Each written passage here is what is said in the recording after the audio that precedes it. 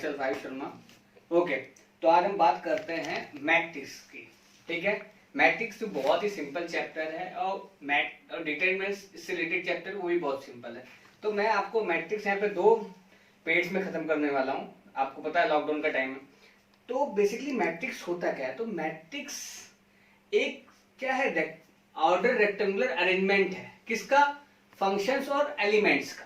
ठीक है, बेसिकली ये टूल्स स्टैटिस्टिकल में यूज होता है, कई जगह मैट्रिक्स का यूज होता है एडिशन मल्टीप्लिकेशन में, चीजों को इजी करने के लिए। तो मैट्रिक्स है क्या? तो मैट्रिक्स है a matrix is an ordered rectangular अरे मतलब अरेंजमेंट, ऑर्डर्ड रेक्टेंगुलर अरेंजमेंट है। नंबर और फंक्शन, या तो नंबर या तो आपको as no function. The number और function are called the elements.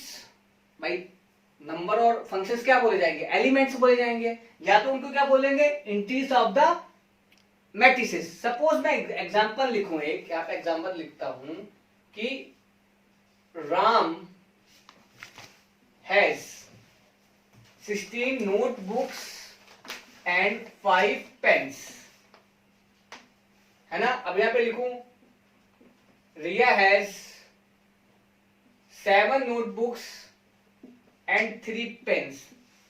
तो इसका हम मैट्रिक्स अरेंजमेंट कैसे बनाएंगे? तो मैट्रिक्स अरेंजमेंट कैसे बनाते हैं, इसको इस तरीके से लिखेंगे। ठीक है, क्या लिखेंगे? 16 notebooks and 5 pens, 7 notebooks and 3 pens. तो इसको हम इस तरीके से लिख सकते हैं। फिर दूसरी बात ये होती है कि जो इसका हॉरिजेंटल होता है, हॉरिजेंटल लाइन होती है, इसको क्या बोलते हैं हम? रो। क्या बोलते हैं हम? रो। अब जो इसकी वर्टिकल लाइन होती है ये, इसको हम क्या बोलते हैं? कॉलम। क्या बोलते हैं? कॉलम। ठीक है, अब किसी भी मैट्रिक्स को हमेशा हम किस तरीके से लिखते हैं? इस तरीके से कि R equal to R M into N, यानी जो भी होगा सबसे पहले क्या होगा? रो फिर कॉलम। यानी इसको क्या लिखेंगे? M, इसको क्या लिखेंगे? N, यानी रो इंटू कॉलम। जब भी हम मैट्रिक्स की बात करते हैं, अच्छा मैट्रिक्स को हम इस तरीके से लिखते हैं, आप लोग हमेशा ध्यान रखना कि A11 A12 A13 dot dot dot AN, वैसे A21 A22 A23 dot dot dot A इस साइड। ठीक है, इस फॉर्म में। फिर A31 A32 A33 so carry on. इस तरीके से मैट्रिक्स को लिखते हैं। ठीक है, कि भाई फर्स्ट टर्म को 11, सेकंड रो के कॉलम को रो को क्या बोलेंगे हम? 12, फिर 13, 21, 22, 23। इस तरीके से हम इसको लिखते हैं। अब बात आती है कि इसको लिखा कैसे है। तो मैं इसको एक सिंपल सा बताता हूं, जो इसको फंक्शन में लिखता है। बेसिकली इसका स्टैंडर्ड फॉर्म क्या है? तो वो ये है AIJ equal to M into N, where आपका ये ध्यान रखना कि वेयर आपका आई क्या है। ठीक है, तो आई आपका क्या होगा? यहाँ पे आप ऐसे आराम से बता सकते हो, जो आई की वैल्यू हो क्या हो? इस तरीके से हो। ठीक है, एंड जे क्या है आपका? इस तरीके से।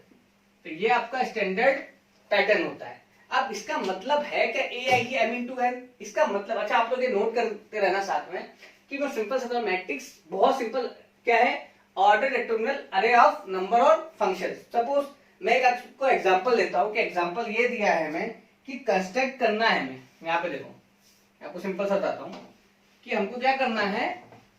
कंस्ट्रक्ट करना है। यहाँ पे मैं लिख रहा हूं एग्जांपल कि कंस्ट्रक्ट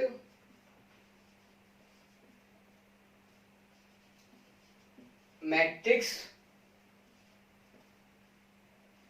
ऑर्डर ऑफ 3/2। 3/2 ऑर्डर का मतलब क्या होता है? आपकी 3 रो होंगे और 2 कॉलम होंगे। इस तरीके से बताना है कि ठीक है 3/2। ठीक है, जहां पर इसको किस तरीके से दिया है कि गिवन AIJ इक्वल टू, ठीक है, AIJ equal to 1/2 I minus 2J। क्या दिया है? ये एग्जांपल दिया है, given AIJ equal to 1/2 I minus 2J। इस तरीके से हम इसे कर सकते हैं। अब बेसिकली अच्छा इसको मैं आपको सॉल्व करके कैसे देखेंगे, तो सॉल्व किस तरीके से करते हैं, तो अब देखो यहाँ पे सबसे पहले हम क्या लिखेंगे, हमको ये दिया है तो इसको इस तरीके, आपको तो ये पता ही है किस, तो हम क्या करेंगे A11, ठीक है 3/2 का बनाना है, ठीक है A क्या 21, फिर A31, ओके इधर A22 नहीं, A22 नहीं, A यहाँ पे क्या आएगा 12, A22, फिर 32, इस तरीके से आपका आएगा, ठीक है। तो हम बात करते हैं होगा क्या यहाँ पे, तो हम क्या करेंगे 1/2, अब I क्या होता है, I की जगह क्या रखेंगे 1, 2 की जगह पे क्या रखेंगे 1, फिर ऐसे ही 1/2 I की जगह क्या रखेंगे 2 और J की जगह रखेंगे 1, 1/2 कितना रखेंगे 3 माइनस 2 इंटू 1, ऐसे यहां पे आगे क्या करेंगे 1/2 है ना, क्या लिखेंगे 1 minus 2 into 2, 1/2 2 minus 2 into 2, 1/2 3 minus 2 into 2।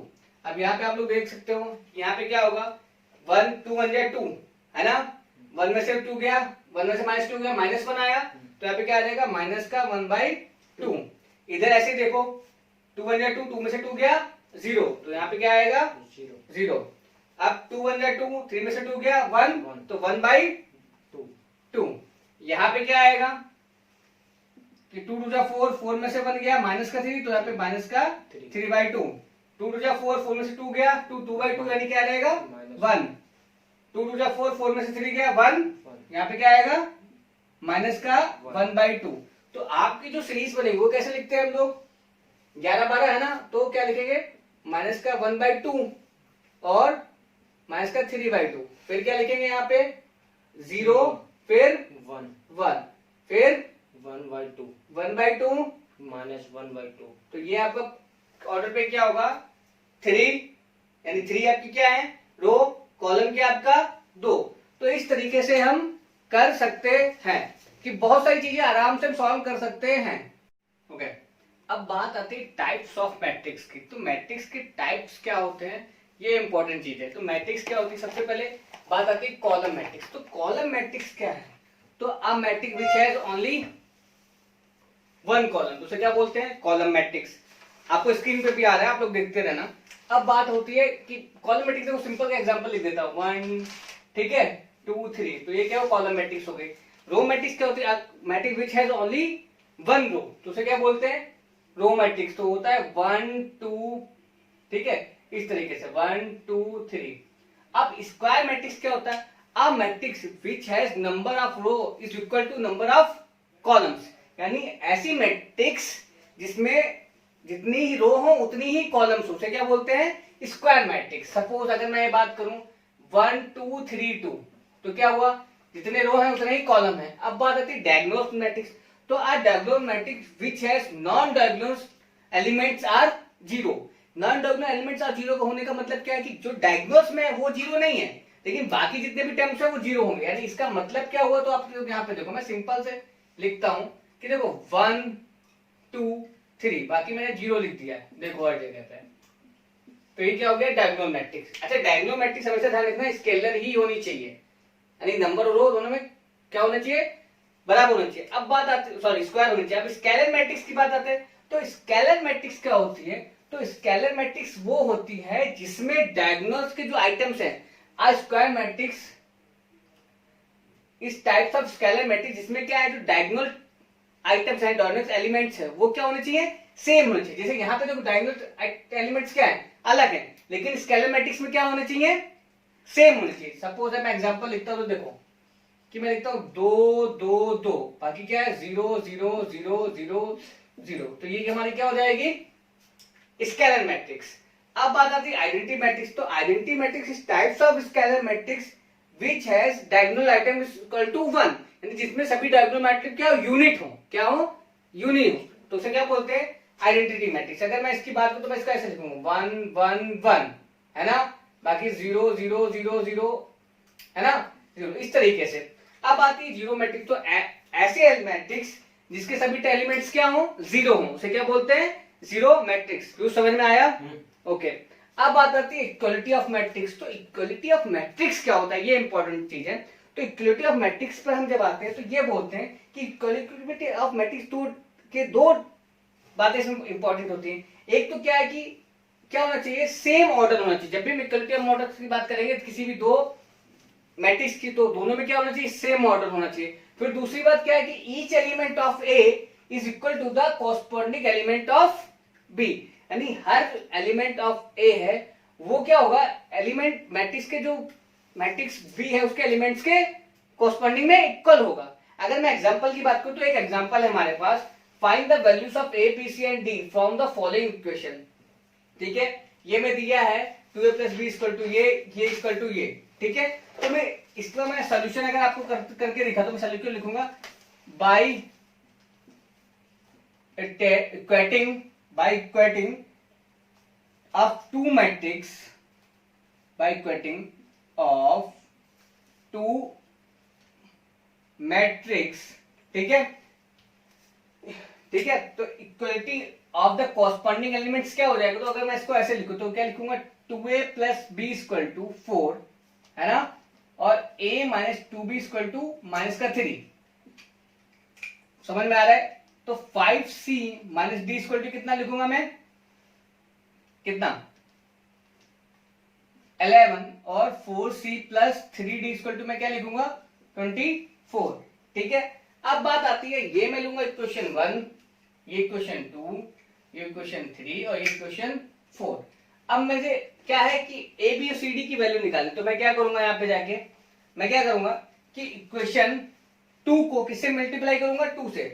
तो इक्वेशन 2 × 2, ठीक है, इक्वेशन 2 × 2। अब आपको इक्वेशन 2 से तो 2 मल्टीप्लाई कर दोगे, उसके बाद क्या करोगे, माइनस इक्वेशन 1, तो क्या होगा, देखो यहाँ पे 2a - 4b = -6, 2a + b = 4। अब मुझे क्या करना है, माइनस करना है। ठीक है, अब देखो ये तो कैंसिल हो गया इधर। अब आप यहाँ पे देखो प्लस b है ना, तो प्लस माइनस माइनस, तो माइनस का कितना हो जाएगा 5b, है ना, यहाँ पे कितना होगा माइनस का 10, तो ये कितना हो गया 5b = कितना हो गया 2। अब b की वैल्यू अगर मैं इक्वेशन नंबर 1 में पुट करूं, पुट इतना तो आपसे हो जाएगा, put value of b in equation 1, जिसमें भी रख लेते हैं तो मेरा क्या होगा आएगा, जिसमें भी रख लो तो आपकी a की वैल्यू कितनी आएगी 1। उसी तरीके से मैं इक्वेशन, ये तो हो गया हमारा, उसी तरीके से मैं इक्वेशन किसको सॉल्व करता हूं, यहाँ पे आप लोग देखिएगा। ठीक है, इक्वेशन यहाँ पे देखो ये, तो इक्वेशन 3 में क्या करूंगा मैं, किससे मल्टीप्लाई कर दूं। ठीक है, तो इक्वेशन 3 × कितना 3, इक्वेशन 3 × 3 प्लस इक्वेशन 4, तो कर लेते हैं 15c माइनस का 3d = 4c + 3d = 24। प्लस करके देखते हैं, है ना, तो सबको मैंने क्या कर दिया, प्लस कर दिया, तो यहाँ पे कितना हुआ, यहाँ पे देखो 19c प्लस प्लस का ये तो कैंसिल हो गया, है ना। अब यहाँ पे कितना हो गया, यहाँ पे देखिए 57, तो c = 3, put value in equation 3, तो आपकी जो d की वैल्यू है तो d की वैल्यू निकलेगी 4। तो इस तरीके से हमारी a की वैल्यू कितनी आई 1, b की कितनी आई 2, c की कितनी आई 3 और d की कितनी आई 4। ये हमारा रूल लगता है। प्लस आपको समझ में आ रहा है? ओके ओके, अब बात करते हैं कि पिछली बार तुमने पढ़ा था टाइप्स ऑफ मैट्रिक्स क्या थी, अब बात आते हैं ऑपरेशन ऑफ मैट्रिक्स क्या होता है। तो बेसिकली ऑपरेशन ऑफ मैट्रिक्स की मैं बात करता हूं, तो मैं सबसे पहले आपको सिखाऊंगा एडिशन और सब्ट्रैक्शन, कि एडिशन कैसे होता है मैट्रिक्स में और सब्ट्रैक्शन कैसे होता है। अच्छा, एडिशन और सब्ट्रैक्शन में हमेशा पहला एक आप लोग पॉइंट नोट कर लो, मैं बताता हूं कि इन जनरल, अच्छा जनरल में आपको बता दूं कि इन जनरल अगर मैंने लिखा है A equal to I J, suppose को मैट्रिक्स इस तरीके से लिखी थी, दूसरी मैट्रिक्स है B equal to B I J, general form में बता रहा हूँ, बी फॉर्म में, ठीक है। अब होता क्या है कि then the sum of two defined, अगर बस तीनों को सम करूंगा तो एक तीसरी मैट्रिक्स आएगी जो बनेगी, उसको मैंने लिख दिया सी इक्वल टू सी आई जे। तो सी आई जे को इस तरीके से मैं क्या लिख सकता हूँ, where C I J equal to क्या है, ए आई जे प्लस बी आई जे। अच्छा एक बात और इंपॉर्टेंट ध्यान रखनी है कि जब two matrix can be added और subtracted if both have same order, दो मैट्रिक्स तभी ऐड हो सकती हैं और तभी सब्ट्रैक्ट हो सकती है जब दोनों के ऑर्डर क्या हो, सेम हो। अब जैसे एक एग्जांपल करते हैं, मैंने एक एग्जांपल ले लिया, नॉर्मली जनरली कोई भी एग्जांपल मैंने लिख दिया है कि एडिशन हमें करना है कि पहली मैट्रिक्स दी है 2 4 6 5 3 2 5 3 2 5, दूसरी मैट्रिक्स दी है 3 2 1 2 4 5 1 2 3। हमको क्या फाइंड करना है, a प्लस बी में फाइंड करके दिखाता हूँ। तो a प्लस बी कैसे फाइंड होगा, तो सबसे पहले क्या लिखेंगे, इसका 2 प्लस 3 4 प्लस 2 6 प्लस 1, इधर 5 plus 2 3 plus 4 2 plus 5 3 plus 1 2 plus 2, सब लोग साथ में बोलो, 5 प्लस 3। तो a प्लस बी हमारे कितना हो जाएगा, हमारे यानी क्या हो गया, 2 प्लस 3 5 4 प्लस 2 6 6 प्लस 1 7 5 प्लस 2 7 7 है ना, और 4 4 8 समझ में आ रहा है। तो ये हो गया हमारा एडिशन ऑफ मैट्रिक्स। अब बात आते हैं सब्ट्रैक्शन ऑफ मैट्रिक्स पे। सब्ट्रैक्शन ऑफ मैट्रिक्स में भी हम सेम मैट्रिक्स ले रहे हैं, फॉलो कर रहे हैं सेम मैट्रिक्स। तो अब यहाँ पे देखो a में से भी गया तो 2 माइनस 3 क्या लिखोगे, 2 माइनस 3। फिर देखो 4 माइनस 2 क्या लिखोगे, 4 माइनस 2। फिर यहाँ पे 6 माइनस 1 कितना लिखेंगे, 6 माइनस 1। फिर क्या लिखेंगे, 5 माइनस 2। तो क्या आएगा, 5 माइनस 2। फिर क्या आएगा, 3 माइनस 4। फिर क्या आएगा, 2 माइनस 5।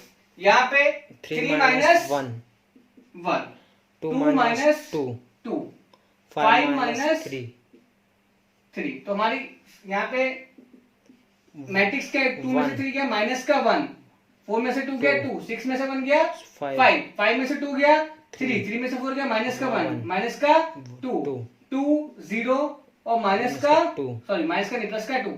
ठीक है, तो ये हमारा क्या हो गया, सब्ट्रैक्शन। यानी ये जो दो, अच्छा इसमें इंपॉर्टेंट चीज है मल्टीप्लीकेशन, बहुत इंपॉर्टेंट है। एडिशन सब्ट्रैक्शन हो जाता है, सपोज हमसे ये पूछा जाता है 2a प्लस b, तो आप क्या करते हैं, पहले a में 2 को इंटू कर देते, सभी एलिमेंट्स को किससे इंटू कर देते, 2 से, उसके बाद उसमें b आप ऐड कर सकते हैं। अगर पूछा जाता है a माइनस 2b, तो a इसमें सबसे पहले b में क्या करते हैं, 2 से इंटू करके उसके बाद उसे क्या करते हैं, a माइनस 2b। ठीक है, ओके।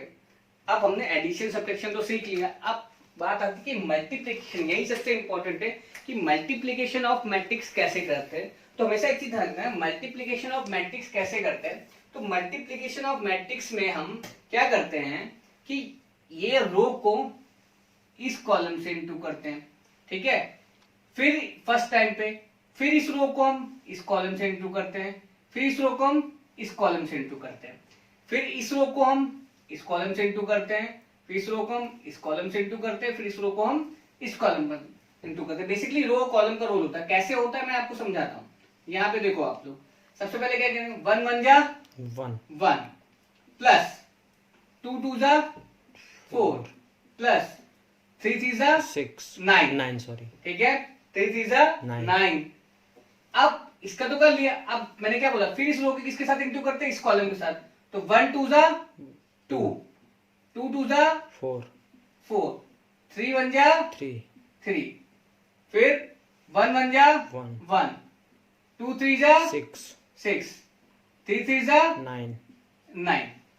फिर अब देखो इधर तो मैंने पूरा कर लिया, अब इस रो की फिर सेम इस कॉलम से इंटू, फिर इस रो की फिर इस कॉलम से इंटू, फिर इस रो की इस कॉलम से। तो 3 1 जा 3, फिर इस 2 की सर 2 2 जा 4, फिर 1 3 जा 3, फिर 3 2 जा 6, 2 2 जा 4, 1 1 जा 1, 3 1 जा 3, प्लस 2 3 जा 6, प्लस 1 3 जा 3। अब देखो फिर इस रो की मैं पहले इस कॉलम से, फिर इस कॉलम से, फिर इस कॉलम से। तो 1 1 जा 1, प्लस 2 2 जा 4, प्लस 3 3 जा 9, फिर 1 2 जा 2 प्लस 2 2 जा 4 प्लस 3 1 जा 3, फिर 1 1 जा 1 प्लस 2 3 जा 6 प्लस 3 3 जा 9।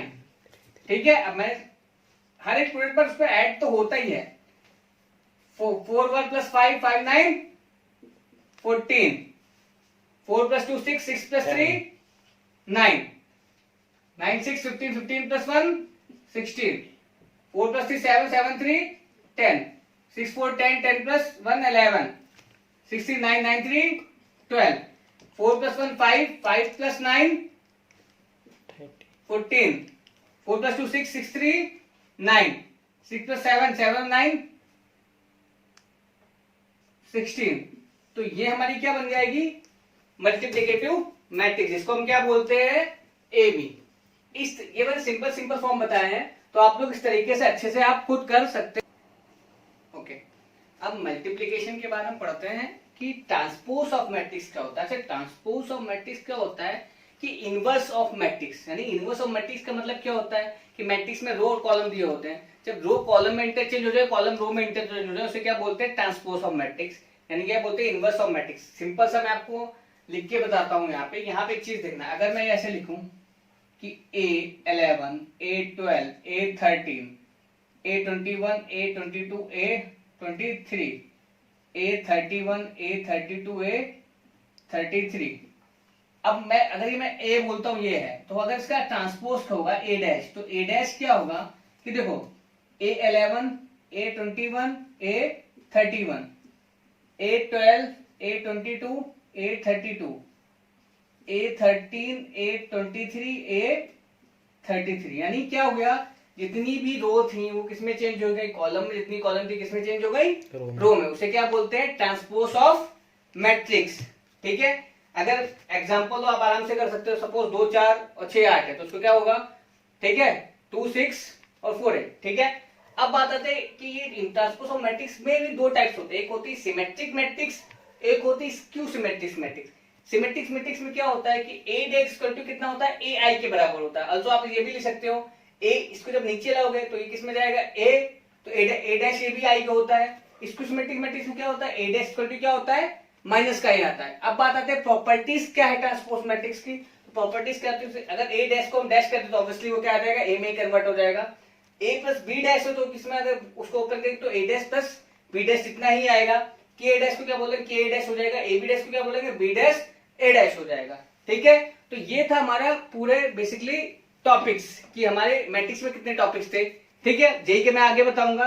एंड अब बात आती है कि हम एक्सरसाइज में क्या, ये लॉकडाउन का मैं आपको एक्सरसाइज सॉल्व करने, तो मैं एक्सरसाइज के में जो इंपॉर्टेंट क्वेश्चंस हैं मैं वही बताऊंगा, बाकी एक्सरसाइज आप इस बेसिकली इंट्रोडक्शन से आप समझ सकते हैं। ओके, ठीक है, अब बाकी के जितने क्वेश्चन है पीयूष अमन सब आप जितने भी पीछे लोग बैठे हैं सबको सॉल्व करने हैं।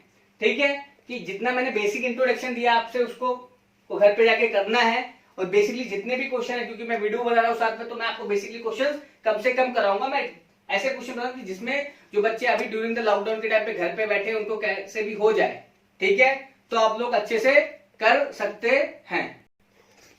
बाकी सब लोग चैनल सब्सक्राइब करिए, जो बेल आइकन है आप उसको दबाइए। बेसिकली और भी किसी चीज को पीडीएफ चाहिए मैथ्स की, वो मुझसे इस कांटेक्ट पे मांग सकता है। ठीक है, जय हिंद जय भारत।